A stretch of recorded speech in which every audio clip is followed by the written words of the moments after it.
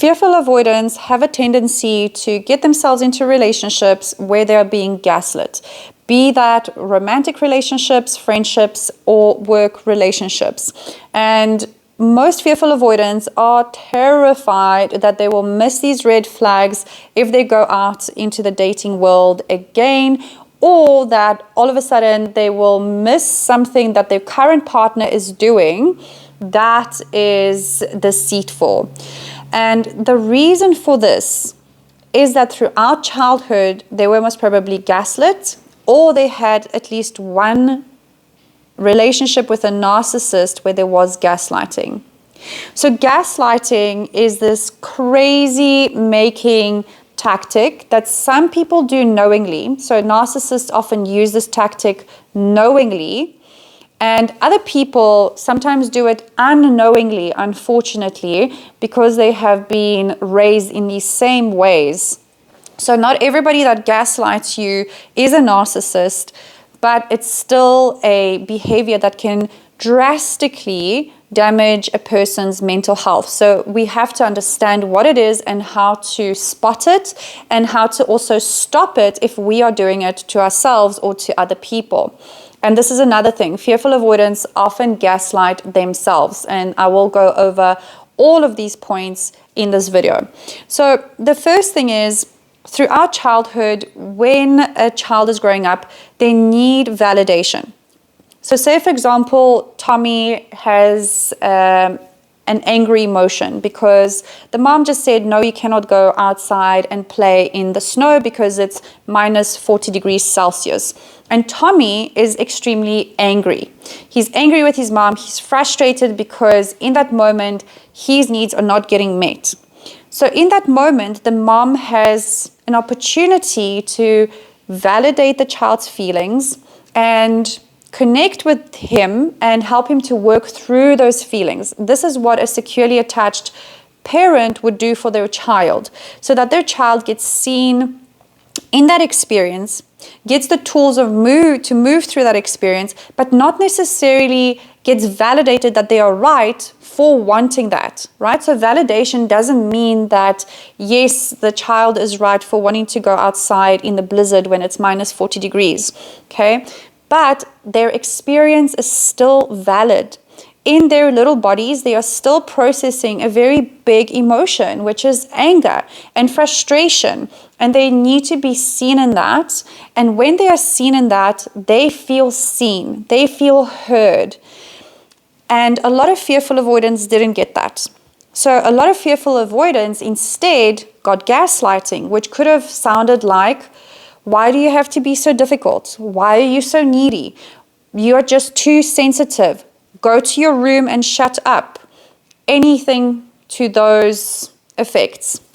So then the child begins to doubt themselves. Why am I feeling like this? This doesn't make any sense, and starts to invalidate all of their own feelings. Another big way that fearful avoidants were gaslit in the past is that perhaps their parents were alcoholic, or there was a lot of dysfunction, maybe there was addiction, maybe mental illness, maybe a person was very volatile. And the messaging they got is that they should be able to just handle it. They should be able to handle their caregivers being the way they are, and that they are ungrateful for having needs, or having these emotions, or having their own personal interest. A big thing that they were gaslit about is their own needs and trying to fulfill their needs, or setting boundaries, where their parents might have told them, or their caretakers might have told them that you are very selfish for having these needs and trying to set your boundaries. Meanwhile, I'm doing all of these things for you. Okay, so the fearful avoidant then grows up doubting everything, from how they think, who they are, trying to set boundaries. They're constantly confused, like, is it too much? Am I too little? Am I, so it's this, they're swimming in the soup of constant self-doubt. And then they are prone to get into relationships that feel dangerous because they are so adjusted, or just so accustomed to switch off their danger signals. Their bullshit meter is completely broken. Okay, so they don't see it when other people gaslight them because it was always done to them in the past. They're doing it to themselves, and now somebody else is doing it to them. So this behavior seems normal. Okay, so the other part is how they gaslight themselves. Remember that we learn our inner dialogue through our parents. So basically, the voices you hear in your head, your thought patterns, are just programs, conditioning from what your mom used to say, and what your dad used to say, what your siblings used to say, or whoever was there when you were growing up. So you can actually spot those voices and give them names like, oh, this is my mom's voice. This is how she used to talk to me. This is my father's voice. And it can help you to separate what is what in your head so that you can start to get a clearer picture of who you are and differentiate yourself from that so that you can get a clearer idea of your own self, which a lot of fearful avoidants don't have and really struggle to maintain because they had to be so adaptable and the people around them constantly told them that they are wrong. So now internally, those voices are the tapestry of their mind. They are just on tape recorder. A tape recorder, for those of you who are younger than the 80s and you don't know, it's just basically a recording, okay? No, it doesn't have to be a tape recording. So internally, they have a feeling, and when they have a feeling, there's a voice that comes up that says, don't be so sensitive. This is most probably coming from your past. It is a trauma. Why do you have to be so needy? Or whatever was said to them when they were growing up. And they invalidate their own feelings. And when you invalidate your own feelings, you are going to miss red flags when other people are doing it to you. Consciously or unconsciously, whether those people are doing it to you, it shouldn't happen. So the way out of the situation is very simple. Just start validating your feelings, your experience, and understand why you feel the way you feel. All of that empathy that you are pouring out into the world by trying to understand the other person and their trauma or whatever's going on for them in their life, do that for yourself. Try to pour that empathy inwards and understand your vulnerabilities. Stop being so harsh with yourself. You know, fearful avoidants are extremely hard on themselves. They have that big I am unworthy core wound.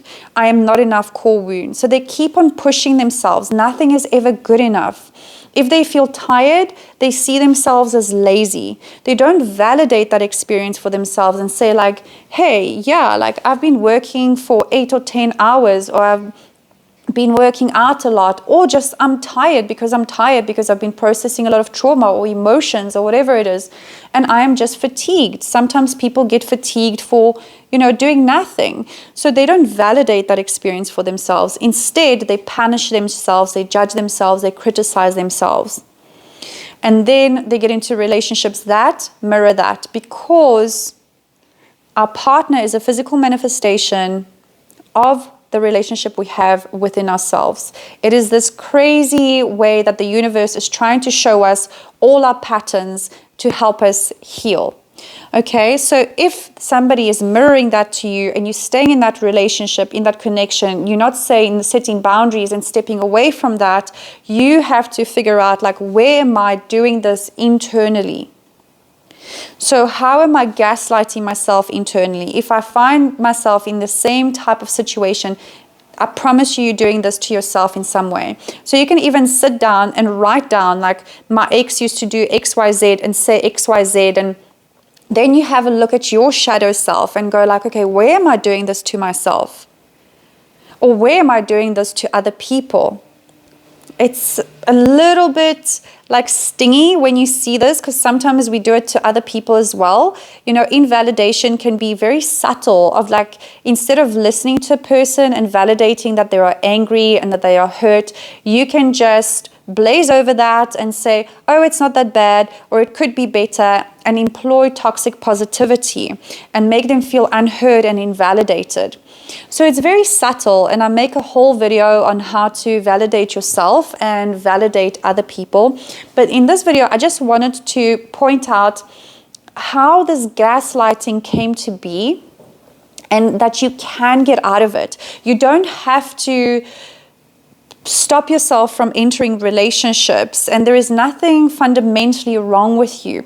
It's simply that you don't know how to validate yourself. You invalidate your emotions, experience. Now, the big thing here is that my fearful avoidants often tell me, yeah, but my emotions are triggers from past trauma. Okay, so even if they are triggers from past trauma, they are your vulnerabilities, you are still experiencing them now in this moment. And those experiences, those emotions are valid. That doesn't mean that you have to burst out in anger at your partner. Contrary to that, when you start to validate your own emotion and go like, wow, I feel really angry right now. And it makes sense that whatever my partner did in this moment also reminded me of all of the other times that I was hurt. However, I still don't like what my partner did in this moment. So my reaction of 10 out of 10 to his not putting his cup in the dishwasher might not be what I want to do. I don't want to like just break it off with him or shout at him because he didn't put his cup in the dishwasher, because that's improportionate, right? But I still need to validate my feelings and go like, you know what, this makes me feel unsupported, and this has been happening for a while, and I need support in our home. Please make sure that you put the cup in the dishwasher. And you can also share that, hey, you know what, I've been unsupported throughout my childhood for most of my life, and this is a really big wound for me. So when I just get triggered into this, just also understand that this is what I am going through and how important this is to me. I have this vulnerability here. Okay, this is what we can communicate with our partner. We can show up. Because you show up with your vulnerabilities doesn't make you a less valuable person. If the other person cannot hold that space and is judging you or blaming you for having trauma, or is just simply uneducated or unwilling to be with somebody who is experiencing this, then you better know as early on in the relationship as possible so that you don't waste your own time or the other person's time. Because you cannot have a close relationship and move past the power struggle phase of a relationship when you're wearing a mask. You're going to get stuck somewhere in a relationship, usually in the power struggle phase, which can take up your whole life basically, because you're not willing to be vulnerable, take off that mask and show yourself fully because you're scared of being abandoned. If that is happening, you're most probably abandoning yourself, and you're experiencing that anxiety of being abandoned in any way in your life. So there's really no point in trying to hide yourself like that.